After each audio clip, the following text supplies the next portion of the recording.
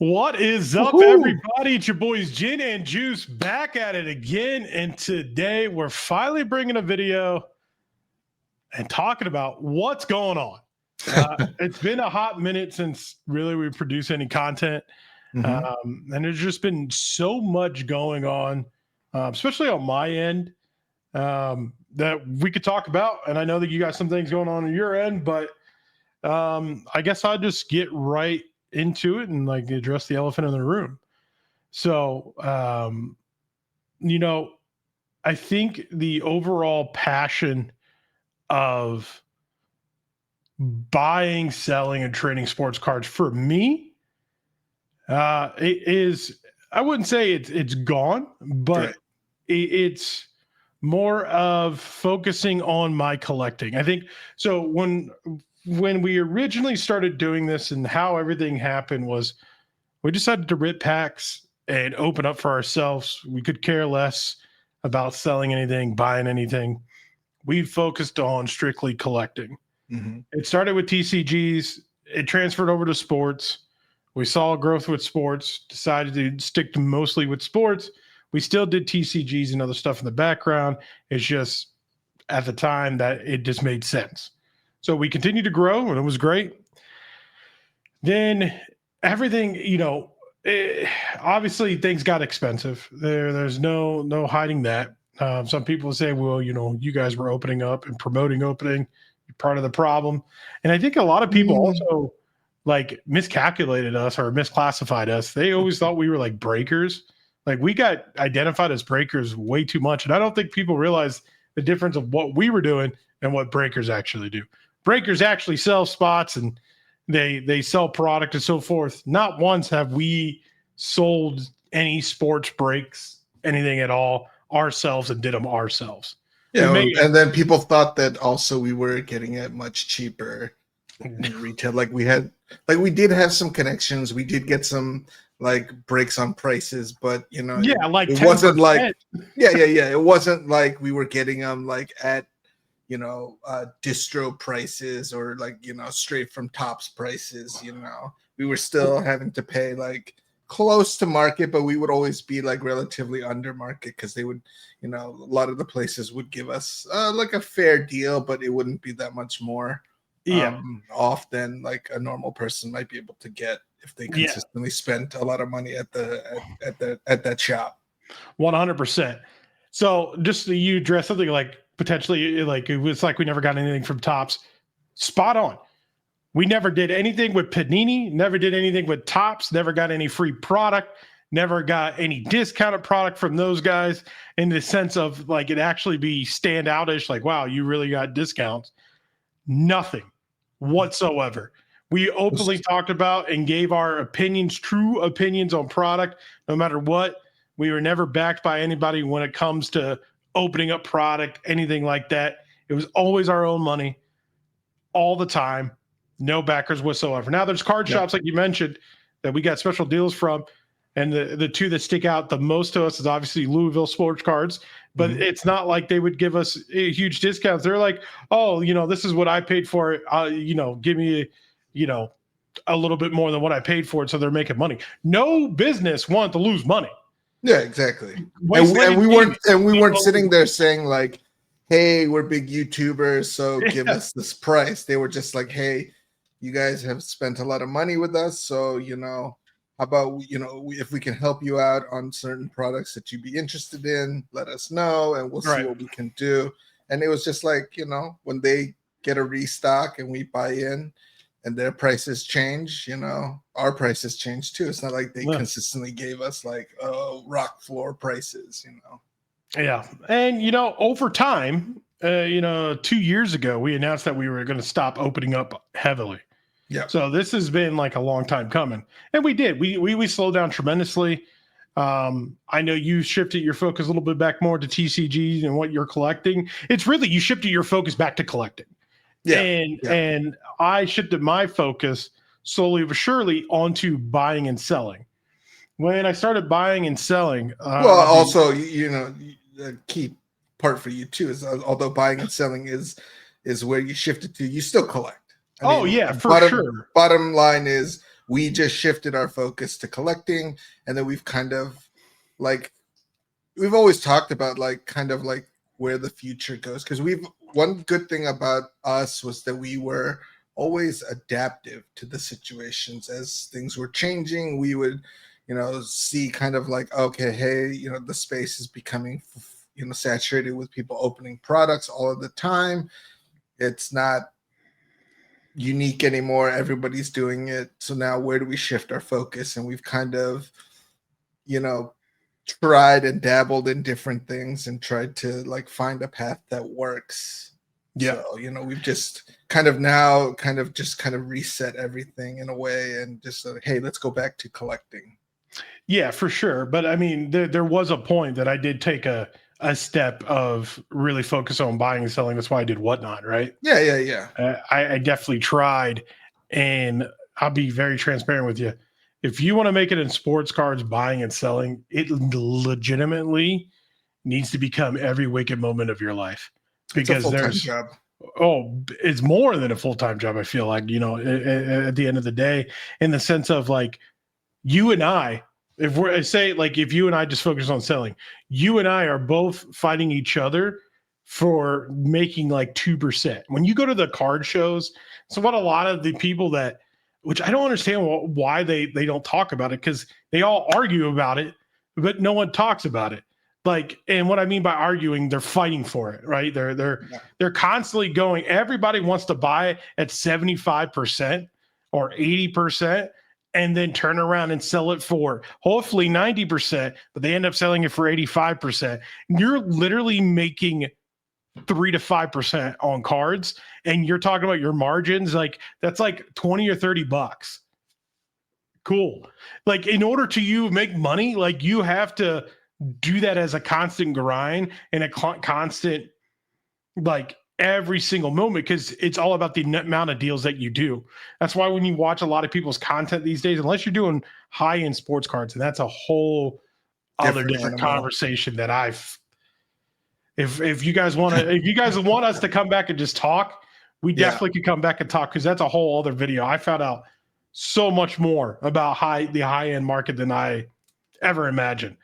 But basically, you're going to have to do a lot of deals. And that's why when you look at a lot of these people that are doing buying and selling, they are constantly doing a lot of deals. And I don't know anything about anybody's businesses. I don't talk to them that way at all. There's more acquaintances. Like, I know who some of these people are, but it's not like we sit down and we talk financials every single day of our lives. Yeah, we definitely don't. So this is not a shot at anybody. This is just an open conversation that we're having with you. You can kind of see it in their vlogs, right? Yeah. They're at shows. They're literally dropping $20,000-$30,000 in buying cards, and they're like having to go to like literally every show and buy and make sure that they're buying enough product for whatever they're doing, whether they're mystery packs, whether they're selling on their whatnots, whatever they're doing, they're having to constantly grind. And when you make it like that the main focus, it's a lot of literally traveling to every show. Like, if you're in the TCG space, you have to go to like almost like every collecticon. Like, that's like like a staple you have to do. Like sports, you have to go to the national. Like, you have to go to like Fanatics Fest. You have to like attend the big shows along with all of the smaller shows. But it's just a constant grind of living out of a suitcase and for small dollars. Like, when people say they're spending 30 grand at a card show, guys, they're not making $30,000. They are legitimately maybe making a couple grand, and they're just constantly moving inventory. So it's cool to talk about the big numbers, but it's not reality. Like, and behind the scenes, it's like, again, I'm tired. I got tired real quick of fighting every single person for percentages. And it's got to a point where you would go up and talk to somebody and you guys are working out a deal and you're sitting there for 30 minutes arguing over percentages. Like 2%. You want to pay 70%, they want 75%. And you're just sitting there like literally fighting and saying like, all right, we'll meet in the middle, 72%. And they're like, fine. And it's crazy. And like, kudos to the guys that do it. Like if they constantly do it and that's what they love and that's what they want to do, great. But I want to tell everybody right now, it's not all sunshine and rainbows. Like a lot of these guys, like I see them like just sitting at a trade night and they're just eating poorly, pretending, flashing like they're having a good time, but there's no way. You can look in their faces like they're just drained. And like I just hope a lot of them take a step back and realize that there's other things out there that could definitely help them out and not grind so much, I guess is what I'm trying to say. My passion is 100% back to collecting. And by the way, if you guys see this tape, I broke my headphones before we did this. So that is actual painter's tape holding my headphones together. Okay. So anyway, but collecting is huge right now. I see you've been more active than ever buying and building your collection, which is fantastic, especially your Pokemon side. I've gotten back into collecting Pokemon. I've been buying Charizards. I've been buying a couple other things. I'm really honing in on my Devin Booker collection, which is really cool. So things are going well in that standpoint. I guess another thing too, about 2 months ago, what really shifted everything for me, and it's something personal. My grandfather passed away, and it was eye-opening. It was a lot.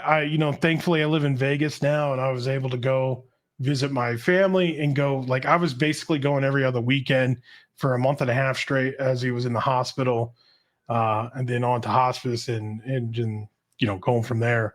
But it was that during that whole time, I wouldn't say it was like what jump started not doing sports card content anymore, but it really made things really difficult at that time. And there was no way for me to really focus on that. So maybe that jump started the falling out of, sports card creation that we used to do a lot of. I don't think a lot of people realize my full-time job is like an editor now. Like obviously I had this big corporate job and I quit that to pursue, my dreams and stuff of doing content creation. Well, that was, yes, that was primarily with sports cards and so forth, but like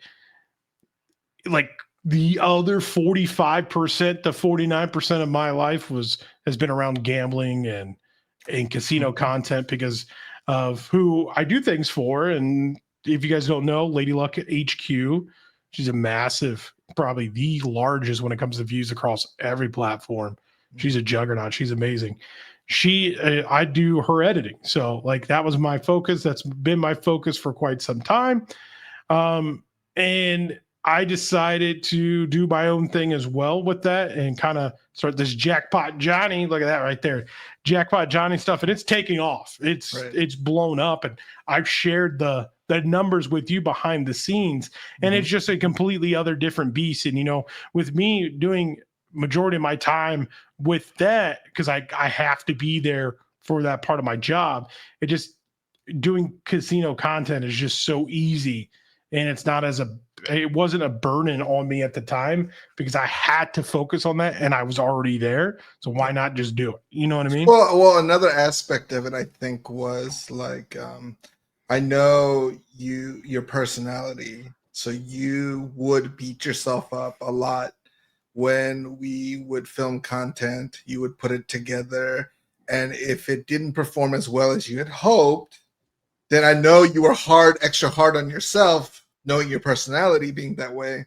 And, we would get into all of these discussions about like figuring out what content would work. Let's try this, let's try that. And I know that it can get frustrating when you see like the amount of effort that you're putting into your project and it's not panning out as you hoped. And then here 100%. Now you're doing your own thing.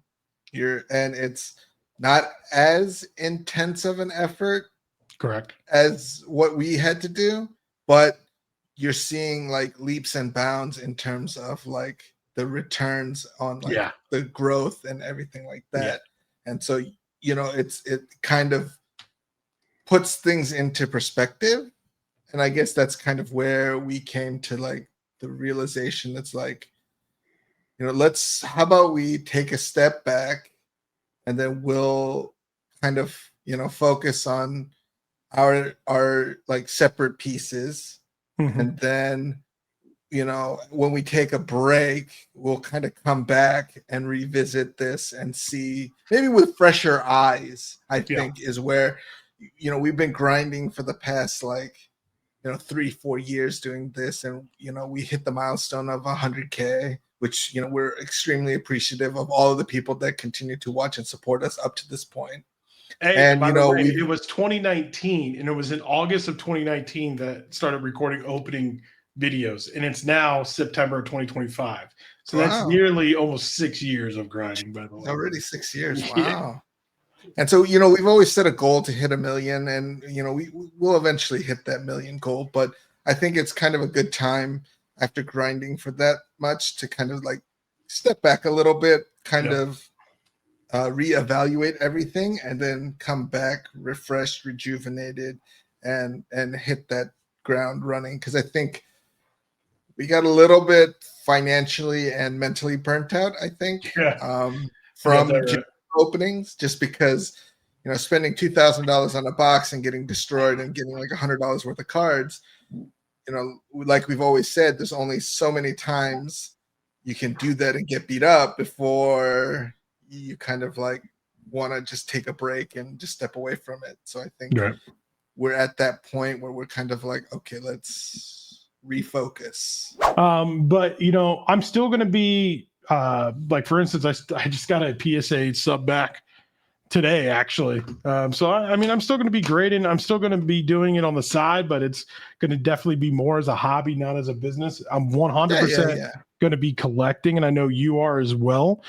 We still have our eBay pages. We still have the social media. Probably be a lot more active on Lootbox TV on social, and your Jin Collects on social. And what I mean by that is like Instagram. We'll probably be super active there. But after this video comes out, you probably won't see too much content on the main YouTube channel for a little bit, maybe on the short side of things. But hopefully, you know, you sometimes go live on your personal account, so make sure I'll link it below. Make sure you guys follow Jin Collects on YouTube. He went live like a month and a half ago, and when the new One Piece set dropped. So I'm sure you're probably going to do that every now and then. You also go live on Collector, so let's talk a little bit about Collector. Collector is massive. You guys heard us talk about it before, but it's basically an app that allows you to track, collect, and manage your portfolio from a TCG standpoint. So basically, it is the #1 app out there for TCG portfolio management, which is fantastic. And both Jin and I are part of that team. Jin's a lot more hands-on with it than I am these days, and you could catch him live probably a couple times a month. Live streaming like every right? I think it's like every 2 weeks we stream, and then on Wednesdays, and then whenever we do our pro giveaways and stuff, that'll be on Thursdays, but we always announce it on our Discord and on Instagram. But I mean, it's, you know, it's been a great opportunity for us to join the Collector team in the beginning. You know, obviously Adam was a part of our community before, and then he shifted into this, and, you know, it was amazing for him to actually offer us an opportunity to join in and work with him on this project of his little brainchild. And it's super successful over these past like 3-4 years. And we just millions of active users. Like you said, we continue to grow. Now Steve Aoki is a part of it. There's a ton of other creators in the TCG space that are a part of it. I mean, there's a lot of huge growth on that side, and, you know, it's all thanks to what Lootbox was for us and what it started, because we never would have met Adam if we didn't really open up product. Yeah, so I mean, Lootbox has given us a ton of opportunities and taught us a ton of things, and we met some amazing people. And again, this is not like a goodbye. This is just like, hey, we're refocusing yet again. We're adapting to what's best for Now, us. when we go to shows, we'll be able to actually enjoy the show in terms of like we won't have to like worry about, all right, guys, how much content are we going to film? What kind of filming are we going to do? Like, all right, here's a laundry list of things that we need to make sure we do. Right.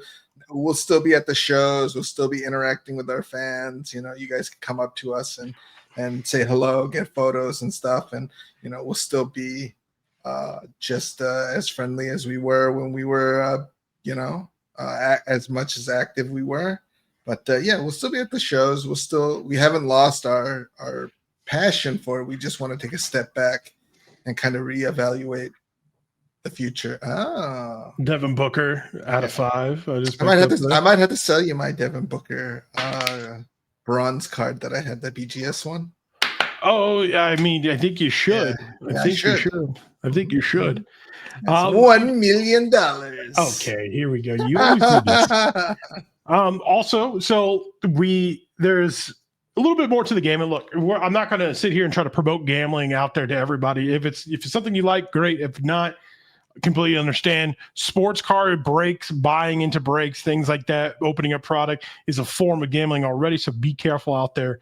Open up responsibly. I want to say, like, treat Jackpot Johnny like you treat Lootbox. Enjoy him blowing his money so you don't have to, right? Yeah. So just enjoy the thrills, the highs and lows, without having to spend your own money, and just get that thrill through watching him make or break the bank. 100%. I appreciate that. I actually came up with a little tagline for Jackpot Johnny. Okay. And it is like, I don't have it memorized yet, but it's getting there. Mm-hmm. So the tagline for the channel is high limit dreamer, low limit budget. Oh, I like that. It's a little nice. I like that. But it kind of reflects you very well. All right. I think so too, you know. That's everything that we have for you guys today. And we wanted to give you an update. Hopefully this answers some questions, because I see some questions trickle in every couple days. Hey, what happened to the content? Hopefully this is what you guys were looking for, and answer wise. Maybe it's not the answer you were looking for, but it is an answer.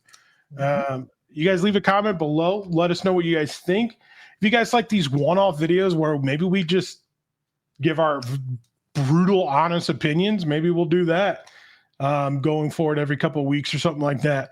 But yeah, you guys let us know. And till next time, we'll talk to you soon. Deuces.